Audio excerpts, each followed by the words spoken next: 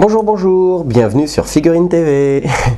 Nous allons donc parler aujourd'hui de la peinture dans le frais et de la technique du pré-ombrage. Je pars d'une sous-couche blanche sur laquelle j'applique plusieurs couches d'une couleur de base qui se veut plutôt foncée. Sur cette base, je vais appliquer quelques lavis foncés de manière à ombrer grossièrement les volumes. La couleur de base est constituée de Bestial Brown et la couleur d'ombrage est constituée d'un mélange de Dark Flesh et de noir. Donc vous voyez bien que l'application de la peinture est vraiment grossière et la peinture étant diluée, elle glisse naturellement dans les creux.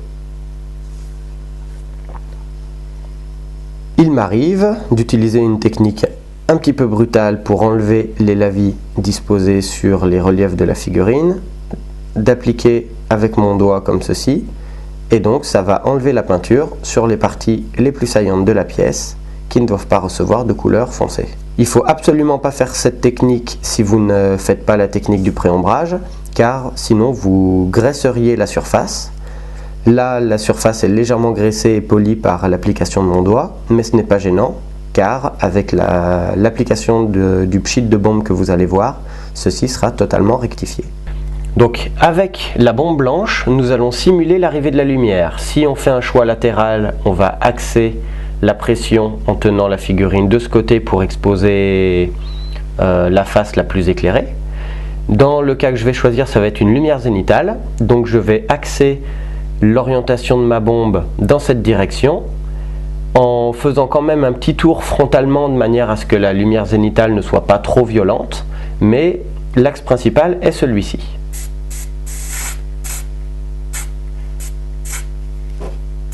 Je tourne la figurine.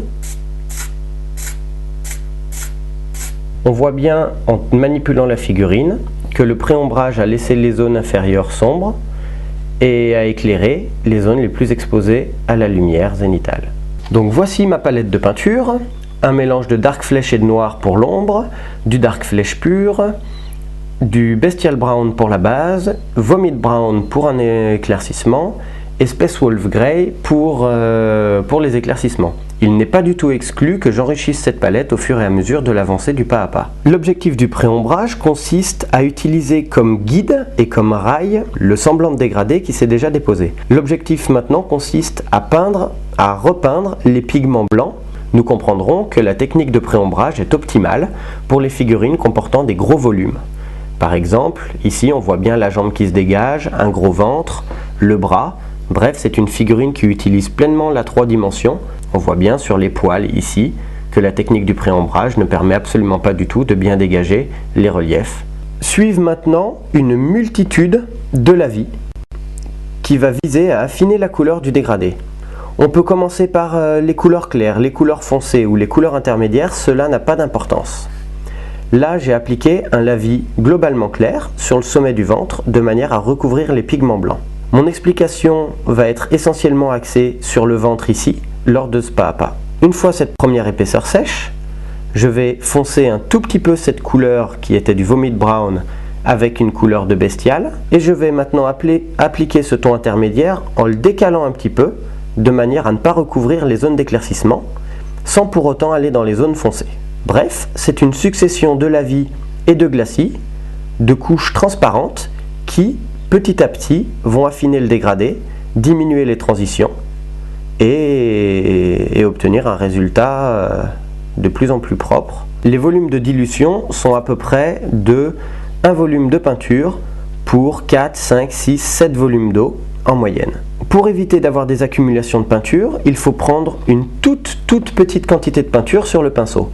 La quantité de peinture sur le pinceau est un paramètre très important. Regardez bien, mon pinceau ne comporte pas de peinture et je viens juste prendre avec la pointe un peu de peinture. Et lorsque je peins la figurine, je vais avoir un mouvement large de balayage pour appliquer ce peu de peinture. Si vous trouvez que vos dégradés sont trop épais, diminuez la quantité de peinture sur votre pinceau et exagérez vos mouvements de manière à avoir un mouvement de balayage comme ceci.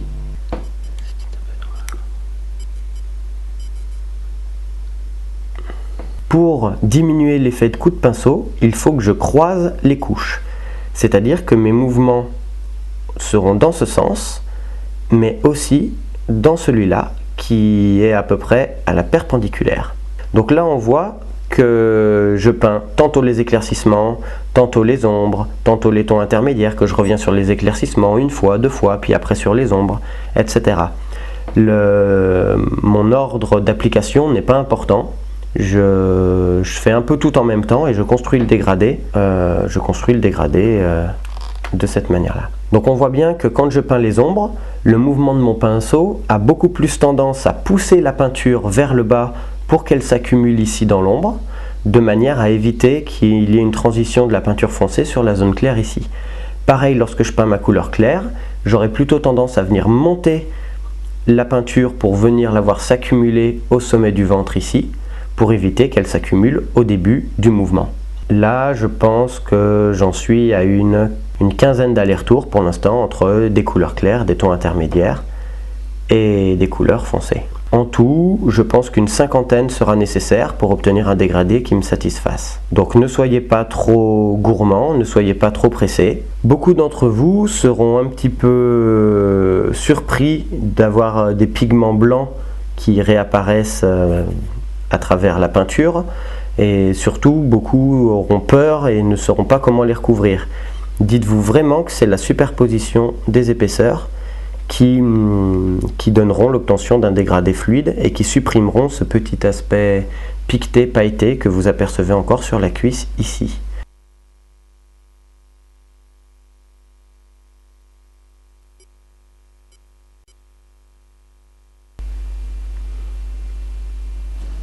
Pour ce personnage, je trouve que peindre les extrémités des 4 membres enfoncés permet de centrer l'attention sur le visage. Et je pense que je peindrai sûrement la crête de la même couleur, ce qui me permettra d'avoir une sorte de cadrage foncé avec les mains, les 2 pieds et la crête. Et je pense que c'est voilà, une petite originalité harmonieuse. Donc voilà, là j'applique quelques glacis rouges dans les ombres pour donner un petit peu de richesse à la peau, colorer un petit peu les dégradés. Vu que je l'applique en glacis, il aura une légère tendance à estomper les transitions. Je vais faire pareil aussi avec une teinte un petit peu plus bleutée, toujours dans les ombres. On voit que les ombres et les éclaircissements du biceps de son bras droit étaient vraiment francs et on voit qu'ils ont été estompés suite à quelques glacis et lavis bien placés. Je vais donc attaquer les ultimes éclaircissements. Donc voici la couche qui était la couche la plus claire en vomit brown. Et là j'ai rajouté une petite pointe de gris Space Wolf, un gris bleuté. Le gris bleuté me permet de refroidir un petit peu l'éclaircissement, ce qui contrastera avec la dominante chaude de la peau. Et généralement le contraste chaud-froid est toujours intéressant à traiter. J'applique cette teinte d'éclaircissement en de tout petits endroits en fait, très parcimonieusement, un petit peu de vivacité aux éclaircissements. Ça doit vraiment être quelque chose de parcimonieux et d'à peine perceptible. Concernant ces éclats de lumière, je vais particulièrement insister sur le visage pour renforcer l'expression de la figurine et pour attirer l'attention sur cette zone qui est la zone la plus importante de la pièce. Les reliefs autour des yeux, la pommette,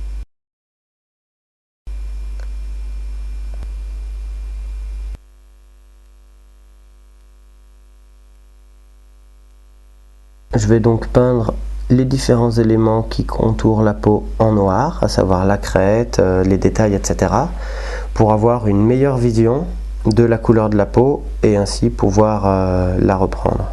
L'entrejambe, la crête, la fourrure, les détails divers. Donc voilà, maintenant je vais peindre la gorge et le ventre.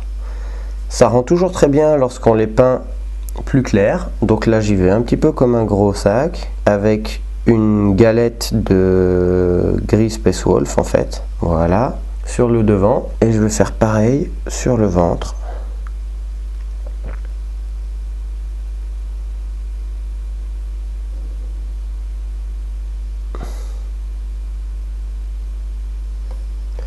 Je vais attendre que ça sèche, ou quoi que non, je vais le faire dans le frais. Je vais prendre ma couleur brune, prendre ma couleur brune et je vais revenir le pinceau chargé et tapoter dans le frais comme vous voyez là, et ça va commencer à me donner un semblant de dégradé. Voilà. Donc là j'ai mon pinceau qui est chargé de brun et de bleu, et en tapotant j'arrive à fondre et on voit un semblant de transition ici entre le brun. Je vais faire pareil au niveau du ventre. Donc je prends un brun foncé pour faire la transition avec le bas du ventre. Voilà, comme ça. Et je vais prendre un brun clair pour faire la transition avec le haut du ventre. Voilà.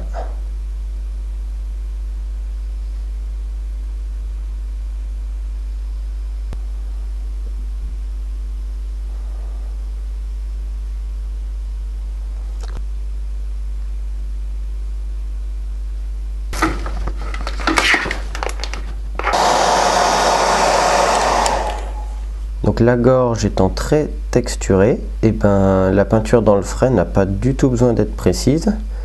Je viens même redonner des petits éclaircissements gris sur des taches au milieu de la zone brune, ce qui va m'aider à avoir une petite transition marrante. Voilà. Là je redonne un petit peu de vivacité à certains détails, faire ressortir un petit peu les boules et les reliefs de la gorge, un petit peu dessous.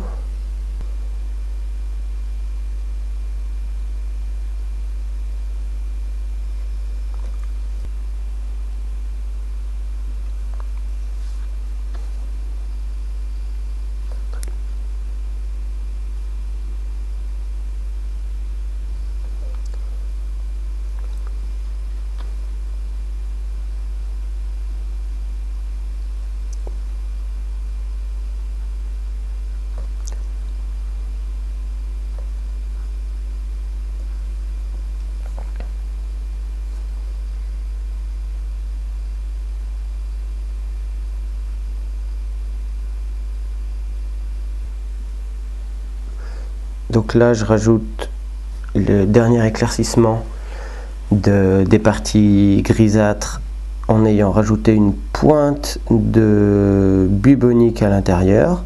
Comme ça fait un petit rappel et un petit lien avec la chair. Et ça permet de changer un petit peu cette couleur qui passe du violet au gris bleu au jaune, très légèrement. Et ça permet de renforcer un petit peu l'harmonie colorée.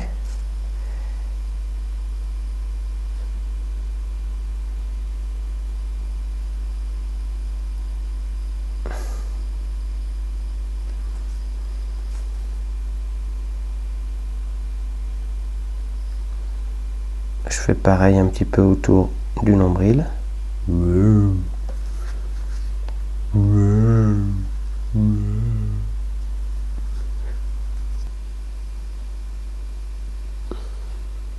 Ouais, bah là j'ai peint tous les détails en noir.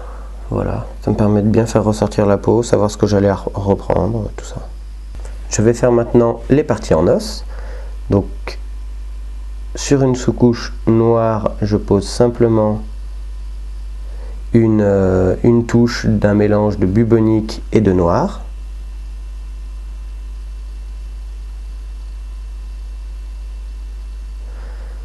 Pendant que ça sèche, je fais la dent qu'il a accrochée à son collier.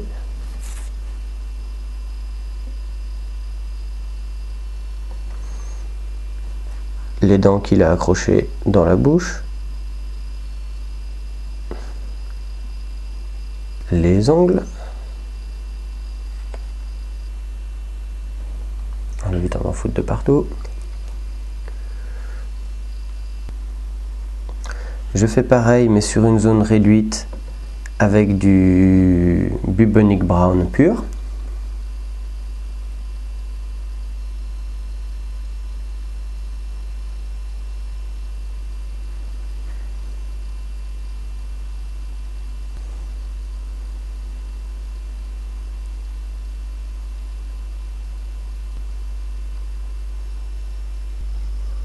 Pour l'harmonie colorée, je vais dégrader les extrémités des membres noirs avec du rose, c'est-à-dire que j'obtiens un intermédiaire gris rosé bizarre, qui se rapproche un petit peu du gris du ventre d'ailleurs, donc c'est pas plus mal.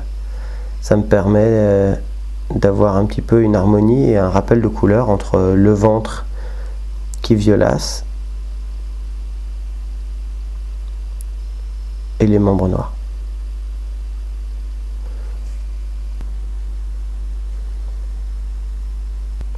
Voilà, je fais le pagne. J'ai envie de garder le pagne relativement sombre car ça fera ressortir la peau. Donc je vais faire un pagne noir avec quelques petits reflets bleutés. Mais pas trop.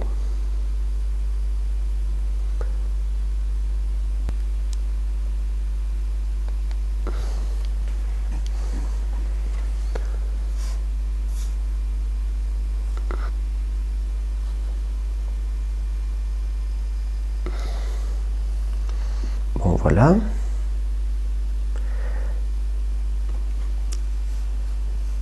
Donc voilà Tapioca Franche Panse terminé. J'ai continué la figurine en peignant les poils, les cheveux, les petits détails. J'ai essayé de les garder foncés de manière à faire ressortir la peau plus que n'importe quelle autre partie de la pièce.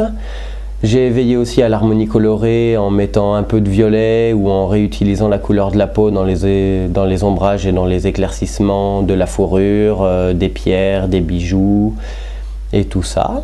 Il reste encore à faire le socle. J'essaierai d'enverrer une photo à temps pour le montage final de la vidéo. Et voilà!